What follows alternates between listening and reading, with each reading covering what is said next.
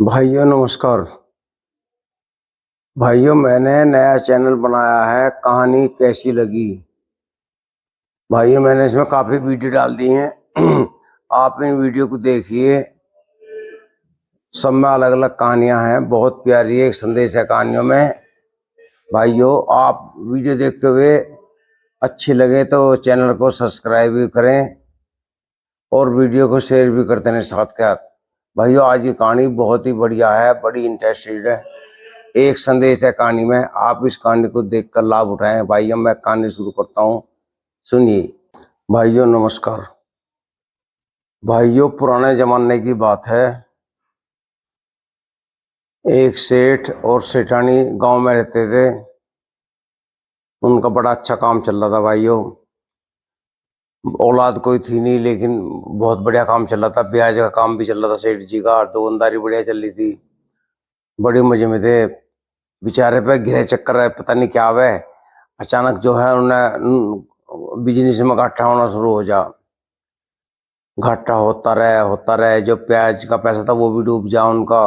कोई भाग गया, ले गया, कोई मर गया। तो भाइयों सेठ जी जो है के बुरे दिन आ जा। सेठ जी सोचता है न कि भाई बुरा समय आ गया, चलो कहीं चलें। उधर सेठ ने फिर कर्जा लेना शुरू कर दिया। तो जो कर्ज वाले थे उनको कर्जा नहीं दिया गया समय पे, सब खर्च होता रहा। जब कर्जदारों ने काफी डंडा करा तो सेठानी ने सलाह करी, चलो ससुराल चलते हैं। सेठ घर वाले कहने लगा तुम्हारे में के चलते हैं, कुछ मदद हो जाएगी वहां से। वो कहने लगी ठीक है। तो भैया रात को निकल लिए, दिन में डरता कोई पकड़ लेता उन्हें। फिर रात को चल दिए, सारी रात चले। अगला दिन हो गया, सेठ जी जो है ससुराल के निकट पहुंच गए। वो जंगल में कहने लगे सेठानी से, नुके एक काम कर, मेरी तो बेइज्जती होगी अगर मैं वहां जाऊंगा, मेरी इज्जत ना हुई, तू चली जा अपने घर। देखिए अगर वे राज्य खुशी बोले आओ भगत करी तो मुझे बुलवा लिए, नहीं तो वापिस आ जाइए तू। भाइयों सेठानी ने बात मान ली सेठ जी। सेठानी अपना ढाल चल दी अपने घर की तरफ। अपने घर पहुंच गई, घर के आंगन में पहुंच गई तो उसका भैया भाभी उसकी तरफ देखे मुंह फेर लें। क्यों उन्हें पता था बेचारे पे सेठा थारी बहन पे पूरा दिन चल रहा है। तो भाइयों उन्होंने सेठानी की इज्जत नहीं की। सेठानी को महसूस होने लगी बात, सेठ वाली बात याद आ गई कि वाकई ये तो मुंह फेर रहे हैं, गर्दिश में जो है हर आदमी मुंह फेरने लगे। वो बेचारी मन से काफी देर खड़ी रही, फिर वो मन समझ उसका वापस चल दी। आके सेठ जी ने बताया कि सेठ जी मेरी इज्जत नहीं हुई। वो तो सेठ जी को बड़ा दुख हुआ। सेठ जी और वो फिर वापस चल दिए अपने घर की तरफ। सेठानी के पेट में बच्चा था। तो भाइयों रास्ते में वापसी में आते हुए सेठानी के पेट में दर्द हुआ, दिक्कत हुई उसे। अब गांव भी दूर था। उधर सेठ जी चलते रहे, डाल डाल चलते रहे, ले गए। होते होते गांव के निकट आ गई अपने।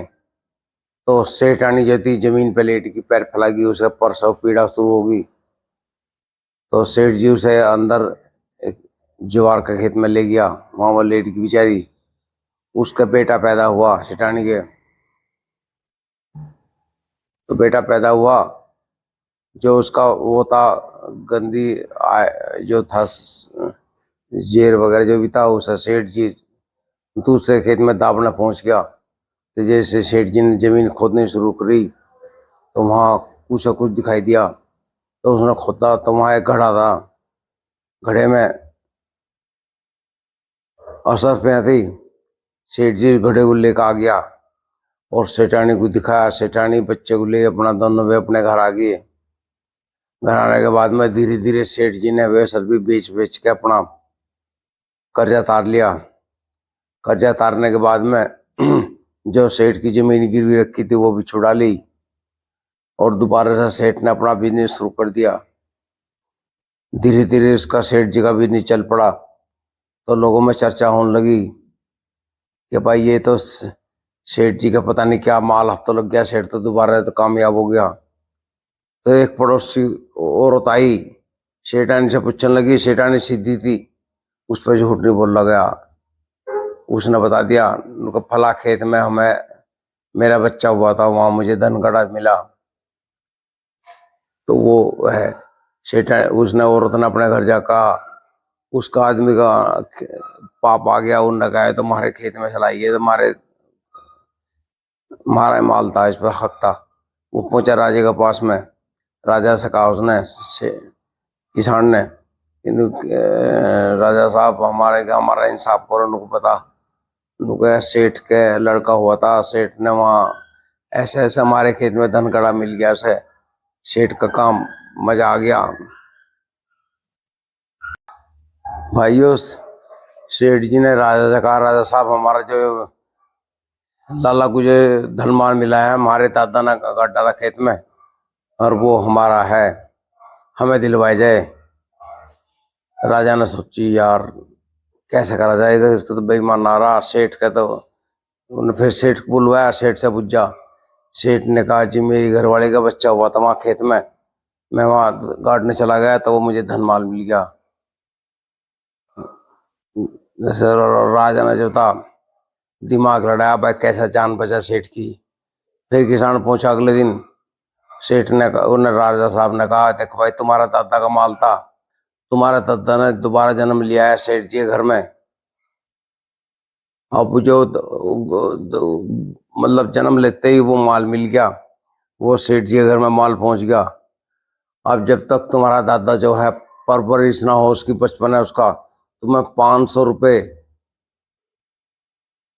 500 रुपया हर महीने देनी पड़ करेंगे उसे, सेठ जी को, ताकि उस तुम्हारे दादा के भरण पोषण सही हो जा, पालन पोषण। उसके बाद में देखेंगे। किसान ने सोची तो मामला कैड़ा पड़ गया। मैं गया था अपना माल लेना ही, तो राजा हमने उल्टा मुझे लाद दिया। तो भाइयों वो जो था, बच्चे की परवरिश होने लगी। परवरिश होने में वो डर गया पूरा किसान। उन्हें सोची तो गले में हत्या कर ली तेरे। अब राजा को हर महीने 500 रुपया और देनी पड़ती थी लाला को, ताकि उसका बच्चा वो जो दादा था वो उसके परवरिश हो सके। तो भाई इस कहानी से संदेश मिलता है कि लालच नहीं करना चाहिए। जो माल जिसके नसीब का होता है वो उसके घर में जाता है। इसलिए भाइयों, मेरा मानना तो यह है, किसी के हक पर कभी भी कोशिश नहीं करनी चाहिए अटपने की। जिसके नसीब में चीज होती है उसी घर में जाती है। भाइयों, वीडियो को लाइक करो, सब्सक्राइब करो चैनल को, और वीडियो को शेयर करो खूब। नमस्कार।